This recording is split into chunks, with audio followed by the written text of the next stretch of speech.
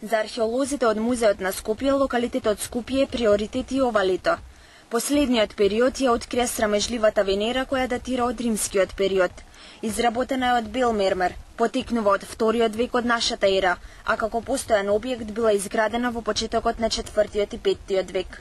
Скулптурата воопшто не е оштетена, а во нејзина близина е пронајдена биста на момче Ефип. Во голем дел сочувана во целост, посебно главата на скулптурата, која ќе можат вашите гледачи да ја видат, само главата, затоа што останатите делови се веќе во дел на процедура на конзервација.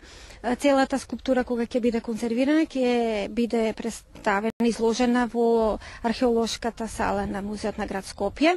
Археолозите работат на два пункта. Особено важно за овој културен хоризонт се двата новооткриени објекти кои се наоѓаат источно од улицата Кардо. Станува збор за рано христијанската базилика и се уште недефинираниот поголем објект за кој се предпоставува дека представува бања.